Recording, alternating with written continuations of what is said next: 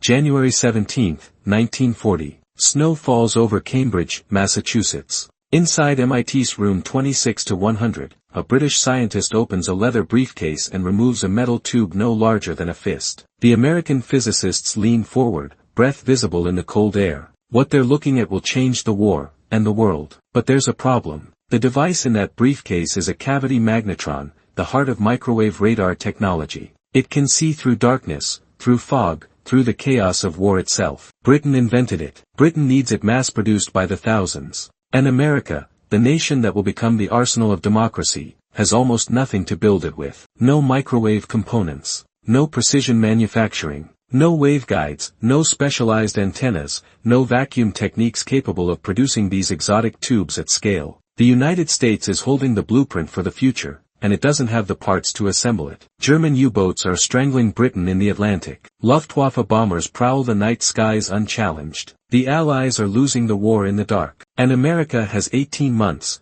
maybe less, to invent an entire industry, train thousands of workers, and produce tens of thousands of radar sets that don't yet exist. This is the story of how MIT, American industry, and a generation of scientists and factory workers built the electronic eyes that won World War II, and in the process, invented the technological foundation of the modern world. The late afternoon sun slanted through tall industrial windows, casting long shadows across blackboards covered in differential equations. Outside, snow fell silently over the frozen Charles River. Inside, a handful of physicists sat in wooden chairs, their breath visible in the unheated lecture hall, listening to a British scientist whose hands trembled not from cold, but from the weight of what he carried. His name was Henry Tizard. In his leather briefcase lay secrets that would reshape the war, and with it, the future of nations. But in that moment, as he clicked open the case and withdrew a small cavity magnetron no larger than a man's fist, none of the Americans present fully understood that they were witnessing the birth of a revolution. Britain was offering America its most guarded electronic treasure.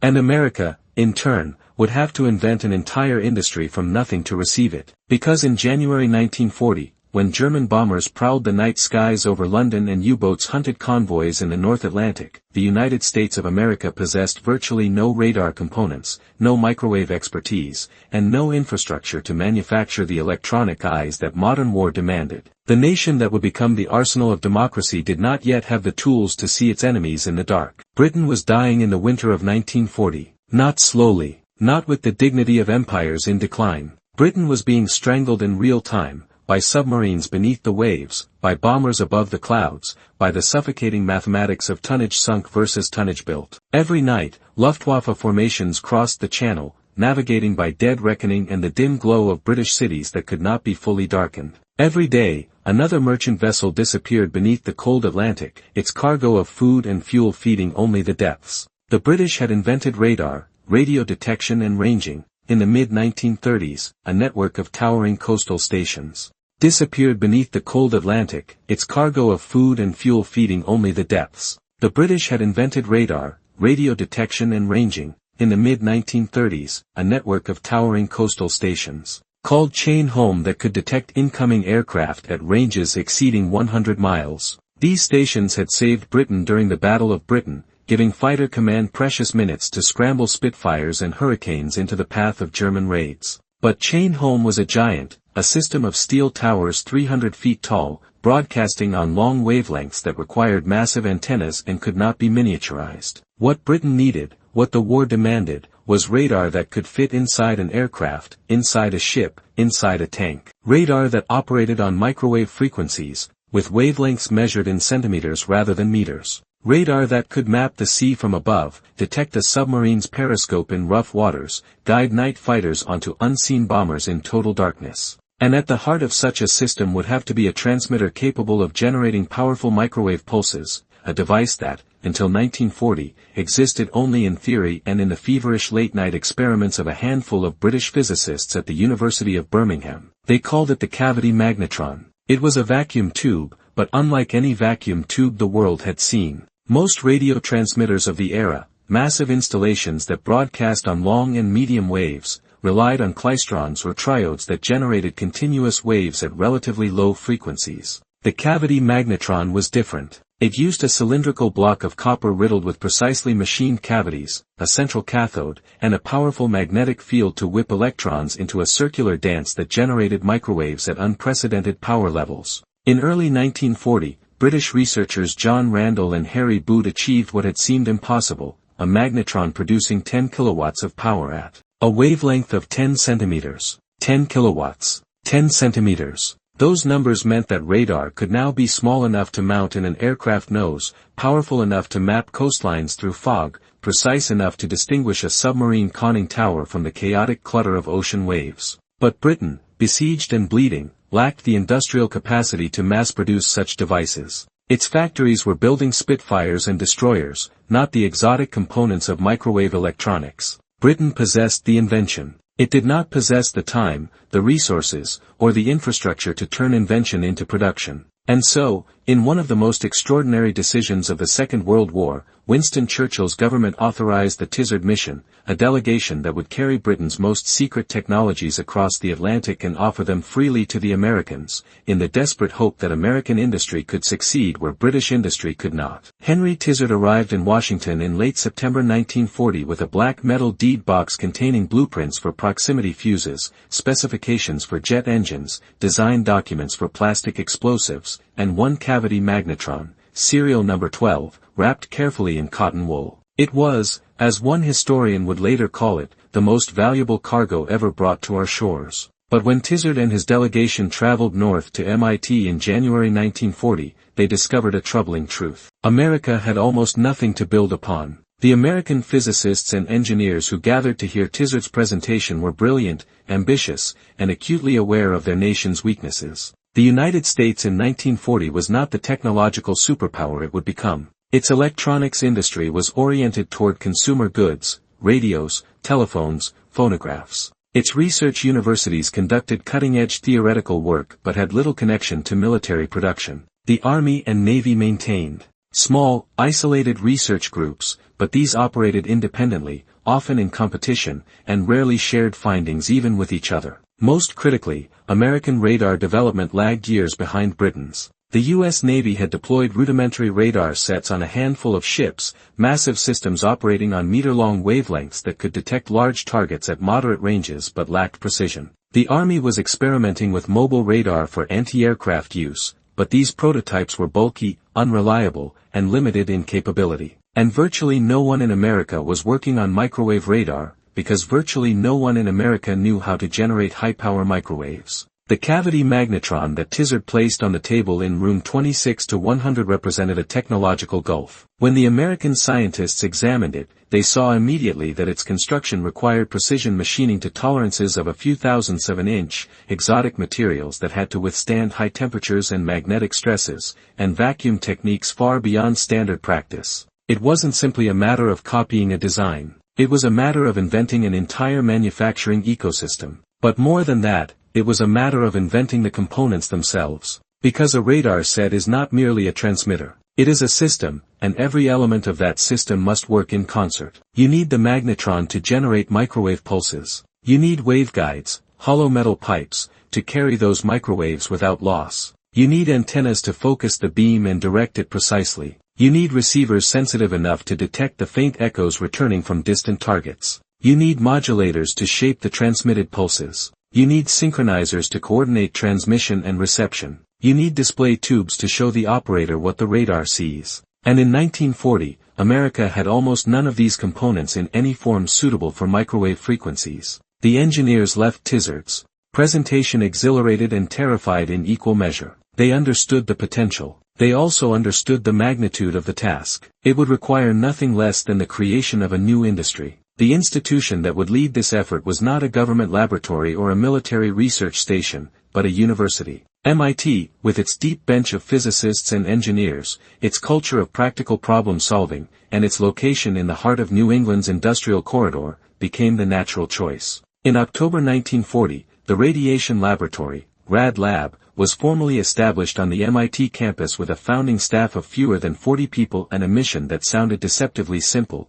develop microwave radar systems for the United States military. Lee Dubridge, a physicist from the University of Rochester, was appointed director. He was 40 years old, soft-spoken, and possessed of an unusual ability to navigate the bureaucratic labyrinth of military procurement while keeping scientists focused on research. Under his leadership, the RAD Lab would grow into an organization of nearly 4,000 people by war's end, a hybrid institution that blurred the boundaries between academia, industry, and military necessity. But in those first months, the RAD Lab was a handful of physicists working in borrowed office space, grappling with problems that had no textbooks and no precedents. The first challenge was to simply reproduce the British magnetron. The device Tizard brought was a prototype, hand-built by researchers who had not yet standardized their methods. American engineers took it apart, measured every dimension, analyzed the copper alloy, tested the vacuum seals, and attempted to reconstruct it. Their early attempts failed. The magnetrons they built either produced no output, or they arced internally and destroyed themselves, or they generated power at the wrong frequency. It took months of trial and error, adjusting cavity dimensions, refining vacuum techniques, experimenting with cathode materials, before the first American-made magnetron matched the performance of the British original. And that was just one component. Waveguides presented their own mystery. In conventional radio engineering, signals traveled along wires. But at microwave frequencies, wires were useless, the signals radiated away as heat before they could travel any distance. The solution was the waveguide. A hollow rectangular or circular tube, its interior dimensions precisely calculated to allow microwaves to propagate with minimal loss. But waveguide design was an arcane art in 1940, understood by perhaps a few dozen people worldwide. American engineers had to learn how to bend waveguides without distorting their cross-section, how to join sections without creating reflections, how to design couplers and bends and twists that would route microwave energy wherever the radar system needed it. Antennas required equal ingenuity. A microwave radar antenna is not a simple rod or loop, but a parabolic reflector, essentially a dish, that focuses the transmitted beam into a narrow searchlight and collects the faint returning echoes. These dishes had to be precisely shaped, their surfaces smoothed to within a fraction of a wavelength, and they had to be mounted on gimbals that could rotate rapidly to scan the sky or the sea. Aircraft radar demanded antennas compact enough to fit in a nose cone yet large enough to provide useful gain. Shipboard radar needed antennas that could withstand salt spray and high winds. Each application required custom engineering. Receivers were perhaps the most delicate challenge. The echoes returning from a distant target, a bomber at 20 miles, a submarine conning tower at 5 miles, carried only a tiny fraction of the transmitted power, often billionths of a watt. To detect such faint signals, receivers had to amplify them by factors of millions without introducing so much noise that the signal disappeared. And at microwave frequencies, the vacuum tubes used in conventional receivers behaved unpredictably. Engineers developed new mixer circuits, new intermediate frequency amplifiers, new automatic gain controls. Every stage of the receiver chain demanded innovation. And then there was the display, the cathode ray tube that would show the operator what the radar saw. Early radar displays were crude oscilloscopes, horizontal traces with vertical blips indicating the presence of a target. But microwave radar, with its narrow beams and scanning antennas, demanded something more sophisticated, a plant position indicator, or PPI, a circular screen on which the radar picture appeared as a map, with the radar at the center and targets appearing as bright spots at their true bearing and range. Designing the sweep circuits and phosphor coatings for PPI tubes became its own subspecialty. Each of these components, magnetron, waveguide, antenna, receiver, modulator, synchronizer, display, had to be invented or radically improved, and each had to be manufactured in quantity, with reliability, by an industrial base that had never built anything like them. The RAD Lab scientists and engineers expected to spend years developing prototypes in the laboratory before handing designs off to industry for production. What they did not expect was that the war would not wait. By the spring of 1941, the Battle of the Atlantic was reaching a crisis. German U-boats, operating in coordinated wolf packs, were sinking merchant ships faster than Britain and America could replace them. In March alone, more than 500,000 tons of shipping went to the bottom. If the curve continued, Britain would starve before American aid could make a difference. The Admiralty calculated that it needed airborne radar capable of detecting submarines on the surface at night or in fog. The brief windows when U-boats surfaced to recharge batteries and ventilate their interiors. If Allied aircraft could find those submarines, during those vulnerable moments, the battle could turn. But existing radar was inadequate. Long wavelength sets could detect a submarine at perhaps 5 miles, often too late for an attack. Microwave radar, with its sharper resolution, could detect a conning tower at 15 or 20 miles, time enough for a patrol aircraft to close and strike. The British were developing their own airborne microwave radar,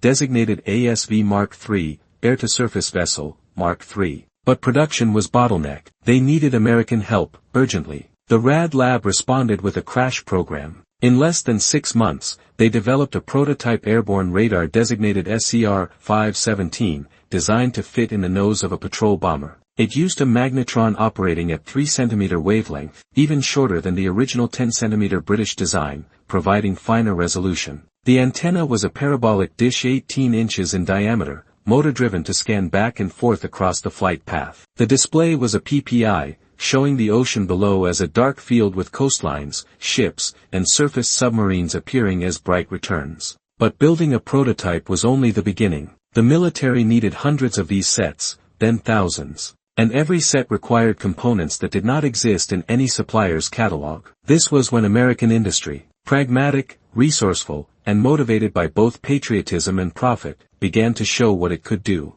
General Electric took on magnetron production, converting a factory in Syracuse, New York, into a specialized production line where machinists trained in the peculiar art of cutting resonant cavities into copper blocks with tolerances measured in 10,000ths of an inch. Raytheon, a small company in Waltham, Massachusetts, that had previously made radio tubes for home receivers, retooled to produce microwave mixers and amplifiers. Westinghouse built modulators, the high-voltage pulse generators that drove the magnetrons. Bell Laboratories designed rugged waveguide assemblies that could survive installation in aircraft vibrating at 200 miles per hour. None of these companies had built microwave components before 1941. Within 2 years, they were producing them in industrial quantities, tens of thousands per month, with failure rates dropping from 50% to less than 5% as manufacturing techniques improved. The scale of coordination required was staggering. The RAD lab designed the systems, tested prototypes, and wrote specifications. The military services, Army, Navy, and the newly formed Army Air Forces, evaluated the designs and issued production contracts. Industrial firms built the components and assembled the sets. And a newly created government agency, the Office of Scientific Research and Development, OSRD, led by Vannevar Bush, orchestrated the entire effort, breaking down bureaucratic barriers and ensuring that information flowed freely between labs, factories, and battlefields. It was a model of applied science on an unprecedented scale, a fusion of university research, industrial production, and military necessity that would later be called the Military-Industrial Academic Complex, though in 1941 it simply felt like improvisation under pressure. The first American microwave radars reached operational units in 1942. Navy patrol bombers flying from bases in Newfoundland, Iceland, and Northern Ireland began to carry SCR-517 sets on anti-submarine missions. The results were immediate and dramatic. U-boat commanders, accustomed to surfacing under cover of darkness with near impunity, found themselves illuminated by searchlights and attacked by aircraft they had not heard approaching. The submarines had no warning. Microwave radar beams were invisible, undetectable by the primitive radar detectors that U-boats carried. In a matter of months, the calculus of the Atlantic battle shifted. U-boat losses climbed. Convoys began to get through. The tonnage curve bent. One U-boat captain, interrogated after his capture in late 1942, described his confusion. "We were on the surface at night, recharging. There was no moon, heavy cloud cover. We could see nothing, hear nothing. Then the aircraft was simply there, and the bombs were falling. It was as if they could see in the dark." They could. That was precisely the point. Microwave radar proliferated across every theater and every service. The Army Air Forces developed the SCR-720, an airborne intercept radar that allowed night fighters to hunt enemy bombers in total darkness. Mounted in the nose of P-61 Black Widow fighters, the SCR-720 turned night from a refuge into a killing ground. British night fighter squadrons equipped with American-built radar destroyed hundreds of German aircraft over occupied Europe. The Navy developed surface search radars for destroyers and cruisers, allowing them to detect enemy ships beyond visual range and engage in darkness or fog. Fire control radars, linked directly to naval guns, made American warships capable of hitting targets they could not see with accuracy that astonished even their own gunners. The Army developed the SCR-584, a ground-based fire control radar for anti-aircraft guns, paired with an analog computer that calculated lead angles and fuse settings automatically. When the SCR-584 and its associated M9 gun director entered service in 1943, the effectiveness of Allied anti-aircraft defenses increased by an order of magnitude. German pilots, previously able to evade flak through violent maneuvering, found that Allied guns now tracked them continuously and fired with uncanny precision. And at the center of all these systems, generating the microwave pulses that made them possible, was the cavity magnetron, that fist-sized tube that Britain had offered and America had learned to manufacture by the tens of thousands. But the magnetron was only the beginning, because once American industry had solved the problem of manufacturing magnetrons, it faced an unexpected question: what else could microwaves do? The answer, it turned out, was almost anything. Microwave technology, developed under the pressure of war, became the foundation for a revolution that extended far beyond the battlefield. The precision required to manufacture magnetrons pushed American machine tool companies to develop lathes and milling machines capable of tolerances previously unattainable. The vacuum techniques required for magnetron production advanced the state-of-the-art in vacuum tubes generally, leading directly to post-war improvements in television tubes, X-ray machines, and electron microscopes. Waveguide engineering, initially a military secret, became after the war the basis for microwave relay networks that carried telephone and television signals across continents. The parabolic dish antennas developed for radar became the satellite ground stations of the space age. The cathode ray tubes designed for PPI displays evolved into the oscilloscopes and monitors that equipped every electronics laboratory in the world. Even the magnetron itself found a second life. In 1946, a Raytheon engineer named Percy Spencer was standing near an operating magnetron when he noticed that a chocolate bar in his pocket had melted.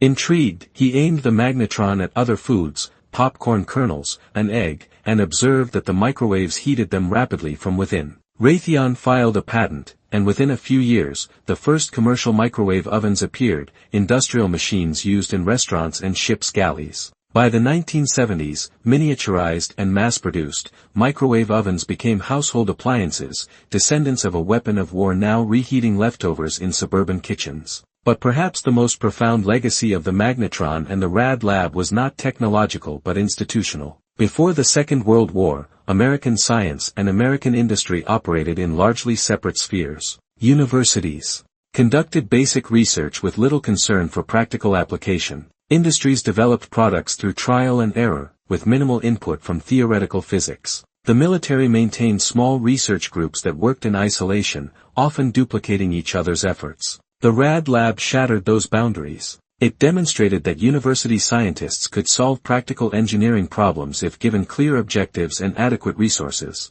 It proved that industry could manufacture exotic technologies if provided with detailed specifications and collaborative support. It showed that military services, despite their bureaucratic inertia, could adopt radical innovations if those innovations demonstrably saved lives and won battles. Most importantly, it established a template for how American innovation would function for the next half-century. After the war, the Rad Lab model was replicated in the creation of the Los Alamos National Laboratory, the Jet Propulsion Laboratory, the Lincoln Laboratory, and dozens of other federally funded research centers that blurred the line between academia, industry, and government. The OSRD itself evolved into the National Science Foundation and the Defense Advanced Research Projects Agency, DARPA. Institutions that channeled billions of dollars into research with the explicit goal of maintaining American technological superiority. The Rad Lab also trained a generation of scientists and engineers who would shape the post-war world. I. Rabi, who worked on magnetron development, went on to win the Nobel Prize in Physics. Luis Alvarez, who designed radar beacons for the Manhattan Project, later revolutionized particle physics and proposed the asteroid impact theory of dinosaur extinction. William Shockley, who worked on radar bombing systems, went on to invent the transistor at Bell Labs. Dozens of Rad Lab veterans became professors, founded companies, led research institutions, and mentored the next generation. In a very real sense, the microwave radar program was the crucible in which modern American technology was forged. There is a photograph, rarely reproduced, taken in the Rad Lab in the summer of 1945. The war in Europe has ended, the war in the Pacific is in its final weeks. The photo shows a long assembly line in what had been an MIT gymnasium, now filled with rows of tables where young women, many of them recent graduates, some of them wives and sisters of men fighting overseas, are assembling radar sets. They are wiring modulators, soldering waveguide connections, testing magnetrons on workbenches crowded with oscilloscopes and signal generators. The image is grainy, black and white, slightly out of focus. But what strikes the viewer is the sheer ordinariness of it. These are not scientists in white coats, not engineers hunched over blueprints. They are production workers, performing repetitive tasks with skill and care, part of an industrial machine that has turned a laboratory curiosity into a weapon of war produced by the thousands. This is the hidden story of American innovation, not the lone genius in the laboratory, but the collective effort of thousands, scientists and machinists, engineers and assembly workers, military officers and university administrators, all coordinated toward a common goal, all improvising solutions to problems that had no precedent. Germany possessed brilliant scientists. Japan possessed brilliant engineers. Both nations had military forces renowned for their discipline and courage. But neither possessed the industrial ecosystem that allowed America to go from zero microwave components in 1940 to producing 15,000 radar sets per month by 1945. The cavity magnetron that Henry Tizard carried to Cambridge in January 1940 was a gift, but it was also a test. Britain was offering America its most secret technology, betting that American industry could do what British industry could not. It was, in a sense, a wager on the American model. The belief that a society organized around pragmatic problem-solving, open collaboration, and industrial scale could outproduce and out-innovate societies organized around hierarchy, secrecy, and tradition. The wager paid off. Long after the war, Lee Dubridge, the RAD Lab's director, was asked to reflect on what the laboratory had accomplished. He thought for a moment, then said, "We didn't invent radar. The British did that. We didn't invent the magnetron. Randall and Boot did that. What we invented was a way to take an idea and turn it into 1,000,000 copies. That was the American contribution." It was a modest assessment, and in some ways an incomplete one. Because what the RAD Lab and the wider American microwave program actually invented was something more fundamental than manufacturing capacity. They invented a system for rapid innovation under pressure.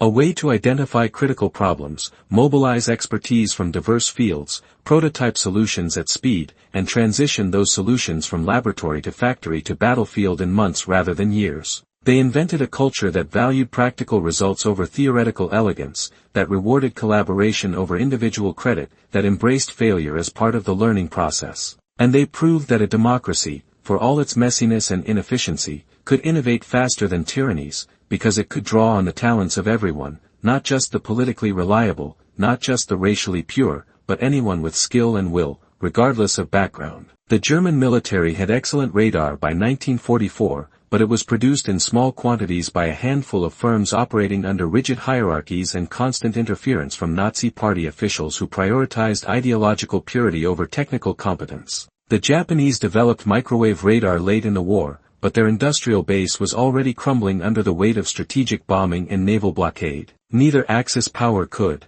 match the scale of Allied radar production, because neither could match the institutional flexibility that made that production possible. In the end, the story of American radar is not a story of a single invention or a single genius, but a story of collaboration at a scale and intensity that peacetime rarely achieves. It is a story about a British scientist carrying a small metal tube across a submarine-infested ocean, trusting that the Americans would understand its value. It is a story about physicists who set aside their theoretical research to solve practical problems, engineers who designed production lines for components that had never been mass-produced, machinists who learned to cut metal to tolerances previously thought impossible. It is a story about young women assembling radar sets in converted gymnasiums, sailors installing those sets on destroyers in the North Atlantic, pilots guiding night fighters onto unseen enemies over occupied France. It is a story about institutions created in haste, university laboratories, government agencies, industrial partnerships, that endured long after the war and became the foundation of American technological leadership for generations.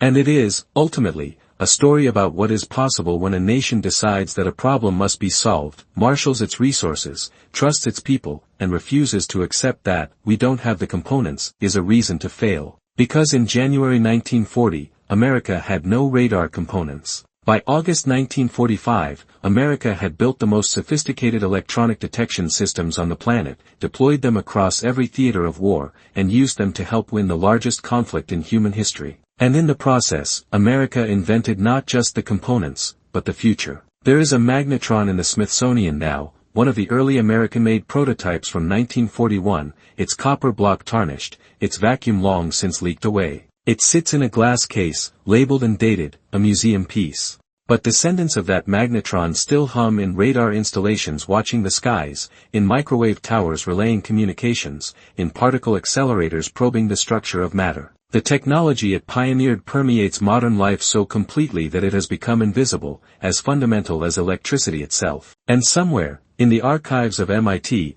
there is a roster of the RAD lab staff from 1945, nearly 4,000 names. Most are forgotten now. A few became famous. But all of them, from the director to the newest assembly worker, were part of something larger than themselves, a collective effort to turn knowledge into power, invention into production, ideas into victory. They were part of the proof that democracy, for all its inefficiencies, possesses one decisive advantage: it can innovate at scale, because it trusts its people to solve problems without waiting for permission. That was the lesson of the cavity magnetron. That was the lesson of 1940. And it remains, perhaps, the most important lesson of all.